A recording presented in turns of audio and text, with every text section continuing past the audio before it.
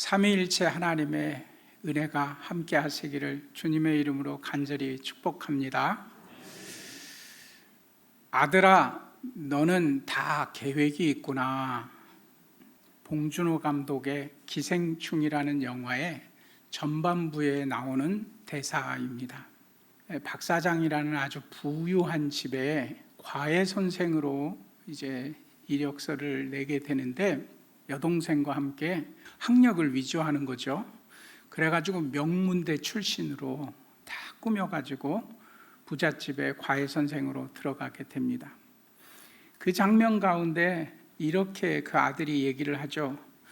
전 이게 위조나 범죄라고 생각하지 않아요. 왜냐하면 저는 내년에 꼭 이 대학에 들어갈 거거든요. 아직 학교에 들어가지 않았는데 가짜 증명서를 만들어서 내가 이 명문대생입니다 이렇게 해가지고 취직을 해서 일자리를 얻으면서 자기가 내년에 그 학교에 들어갈 계획이니까 지금 자기는 이것을 학력 위조나 또 범죄라고 생각하지 않는데요.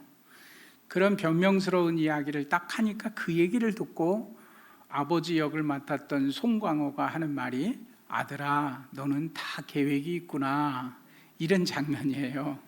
사람들이 참 인상에 남는 대사라고 그렇게 기억을 하고 있습니다.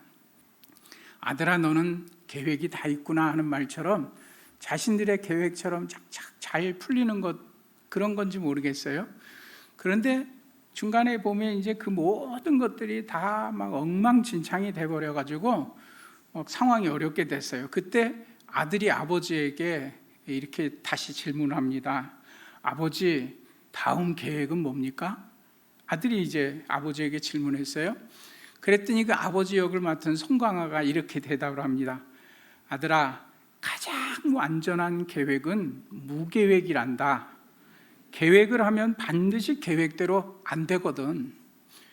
여러분은 어떻게 생각하십니까? 이 영화의 전반부에는 아들아, 너는 다 계획이 있구나. 우리가 뭐든지 계획하면 얼마든지 그 자기가 원하는 것들을 이루고 더 높은 계단의 삶으로 올라갈 수 있을 것처럼 보였던 그런 모든 삶들이 뒤죽박죽 돼버리고 엉망이 됐어요. 완전한 계획은 무계획이다. 왜냐하면 살아보니까 계획대로 되는 게 하나도 없더라는 거예요. 여러분들 인생은 어떻습니까? 여러분들이 계획한 대로 지금 살아지고 있습니까? 그리고 지금 여러분들이 이렇게 살아야지 하고 계획하는 것은 내일 반드시 그렇게 될 거라고 기대하십니까? 계획하며 살아야 되는데 성경에는 우리가 인생을 살아가면서 계획하는 계획을 두 가지로 크게 울타리를 지어서 얘기하고 있습니다. 오늘 읽은 본문 말씀 29장 15절에 보면 자기 계획을 여호와께 깊이 숨기려 하는 자들은 화 있을진저 그랬어요. 하나님의 심판의 말씀이 선포될 때 화 있을진저 이런 표현을 쓰잖아요. 그들에게는 화가 반드시 있을 것이다. 어떤 자들에게? 자기 계획을 여호와께 숨기려 하는 자들에게는 하나님께서 심판을 주시고 벌을 주시고 그들에게는 재앙이 임할 것이다. 이 말씀이 선포됐어요.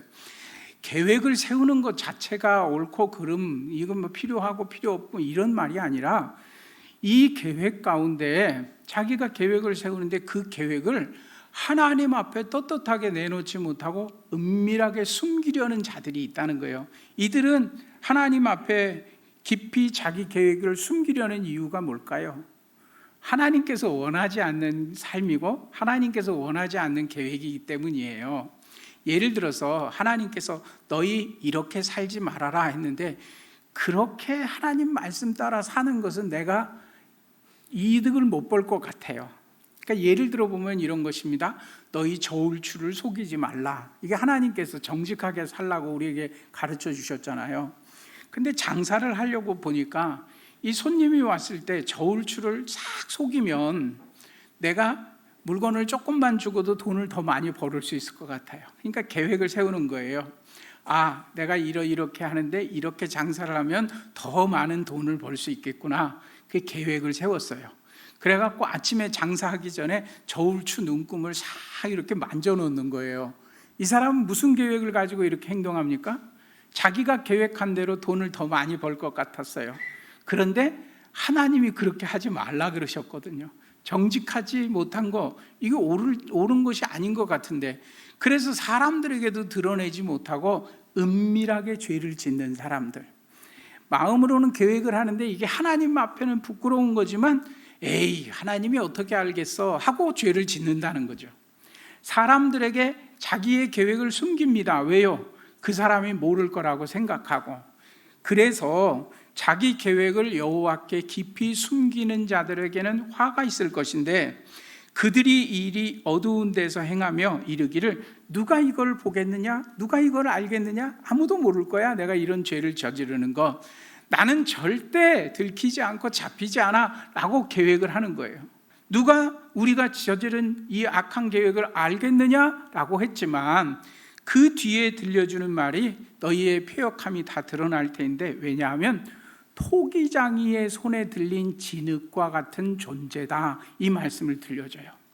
이 토기장이에 대한 비유는 예레미야 18장에 보면 아주 자세하게 이 토기장의 비유가 있는데, 내용은 이런 것입니다.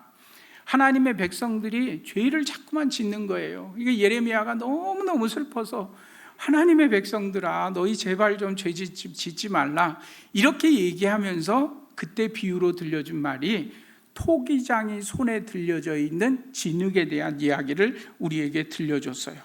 그러면서 그 말씀 예레미야 18장 6절에는 이렇게 얘기합니다. 이스라엘아, 진흙이 토기장의 손에 있음같이 너희는 내 손 안에 있느니라.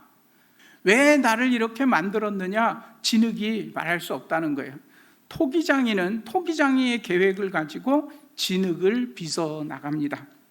그래서 이사야서에 보면 계획이라는 단어가 다른 성경책보다 이사야서에 굉장히 여러 번 등장을 합니다.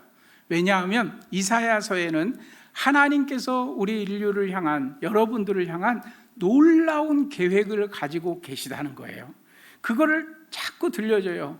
하나님의 백성들을 위해서 하나님께서는 얼마나 놀라운 계획을 가지고 계시는 줄 알아?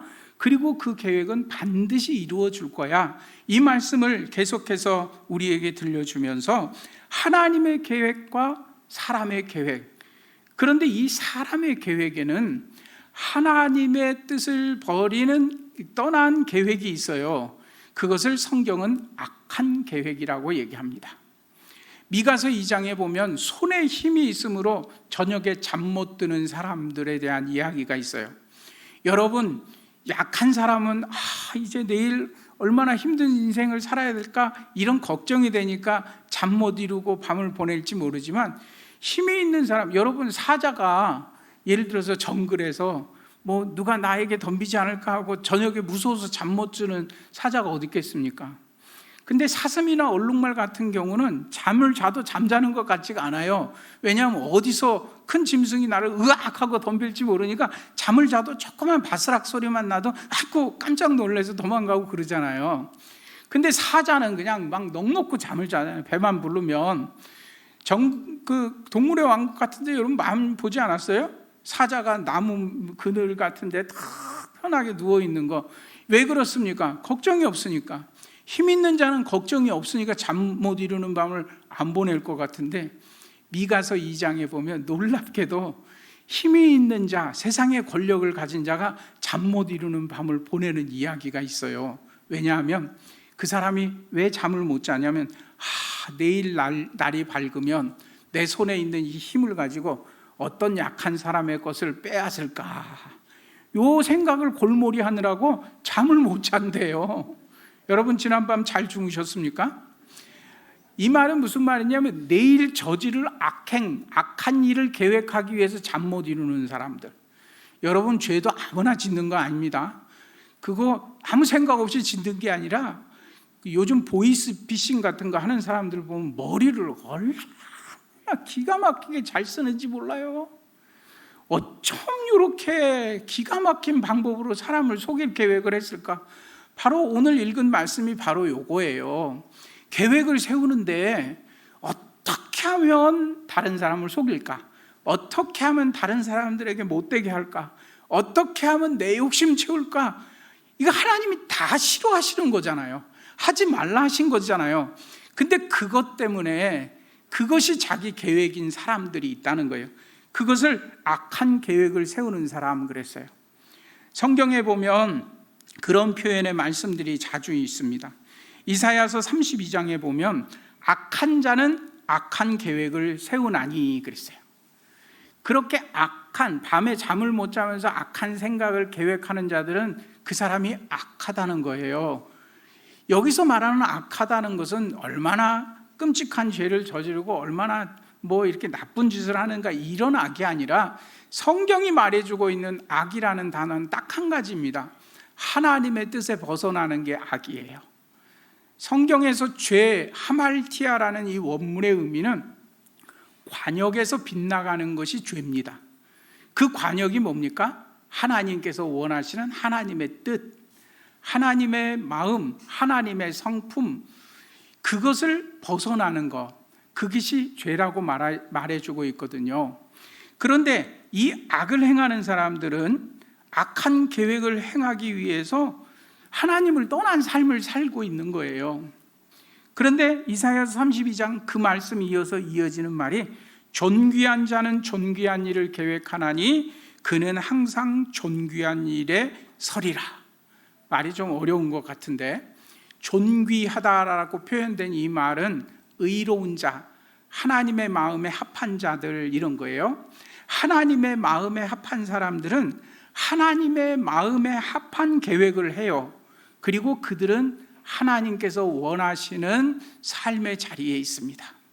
모두 힘을 내어 선한 일을 힘씁시다 라고 얘기하는 이 선한 일이 뭐라 그랬습니까? 얼마나 다른 사람들보다 착하게 도덕적으로 이렇게 사는 거, 율법을 잘 지키고 법을 잘 지키는 거, 이게 선한 게 아니라 성경이 말해주고 있는 선은 딱 한 가지예요. 하나님께 기쁨이 되는 삶, 하나님의 뜻에 합한 삶, 하나님이 원하시는 것이 나의 삶이 되는 것, 그것을 성경은 선하다고 얘기하고 있어요. 하나님께서 원하시는 게 무엇인가? 그것이 우리들의 삶의 기준이 되어야 한다는 거죠. 어떻게 하면 주님께서 기쁘게 하실까? 강도 만나 죽어가는 사람을 보았어요. 그런데 제사장이 지금 예배 드려야 되고 제사 드려야 되니까 바쁘니까 못 본 척하고 갔어요. 자기는 하나님 앞에 거룩하게 예배 드린다고 했지만 우리 하나님은 그 강도 만나 죽어가는 사람을 못 본 척 지나간 그 사람 때문에 마음이 아파요. 하나님이 기뻐 받으시는 예배가 되지 못했어요. 그러나 강도 만난 사람을 불쌍히 여기는 마음으로 다가가 싸매 주었던 사마리아 사람, 그는 신분적으로는 하나님의 백성답지 않았어요. 사마리아인이니까. 그는 사람들에게 예배를 잘 드리는 사람으로 인정받지 못할지 몰라요. 그러나 예수님께서는 그 비유의 말씀을 통해서 누가 이 사람의 참된 이웃이냐? 하나님의 마음을 가장 기쁘게 한 자가 누구냐? 강도 만난 사람을 싸매주고 도와준 사람입니다. 가서 너도 이와 같이 하라. 이게 오늘 교회를 향한 하나님의 명령 아닙니까? 이게 선한 일이에요. 그래서 선한 사람은 선한 일을 계획하나니 그는 항상 선한 일에 서리라. 이게 오늘 이사야서가 우리에게 들려주고 있는 참 하나님의 백성다운 삶의 계획을 우리에게 들려주고 있어요. 잠언 16장 9절에는 사람이 마음으로 자기 길을 계획할지라도 그 걸음을 인도해 주시는 분은 여호와 하나님이시라 그랬어요. 여러분들이 어떤 계획을 계획하든지 그 걸음을 인도해 주시고 허락하실 분은 우리를 진흙과 같이 손에 쥐고 계시는 토기장이 그분께서 빚고 싶은 대로 우리를 빚어갈 것이기 때문에 하나님께서 원하시는 그 걸음, 그것이 우리들의 삶의 계획이 되어야겠다는 것입니다.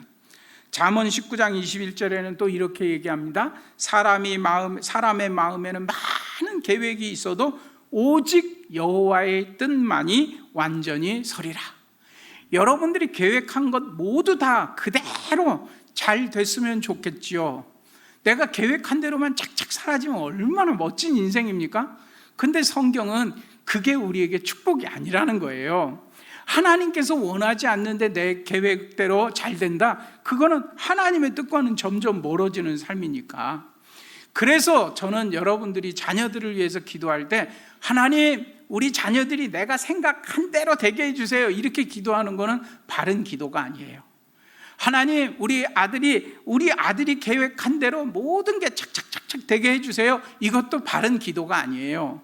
오늘 말씀은 우리에게 분명히 들려주기를, 그것이 바른 기도가 되려면 먼저 무엇이 전제가 돼야 되느냐면, 나의 계획이, 우리 자녀의 계획이 하나님의 계획과 맞을 때 그 계획대로 되게 해주세요, 이 말이 축복이지요. 하나님의 계획과 나의 계획이 다를 때 하나님의 계획은 무시하고 내 계획대로, 내가 원하는 대로 되게 해주세요, 이거는 축복이 아닙니다. 그래서 시편 20편에는 시편 기자가 이렇게 고백하고 있어요. 4절에 내 마음의 소원대로 허락하시고 내 모든 계획을 이루어 주시기를 원하노라. 이런 구절 보면 여러분들은 절로 아멘 돼야 돼요. 참 좋잖아요.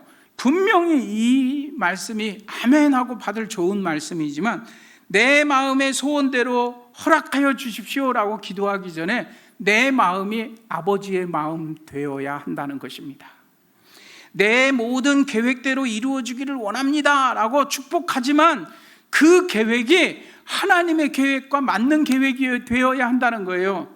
하나님이 원하지 않고 하나님을 마음 아프게 하는 계획을 막 죄스럽게 만들어 가는데 그 계획대로 되게 해주세요, 이거는 축복이 아니라는 것입니다.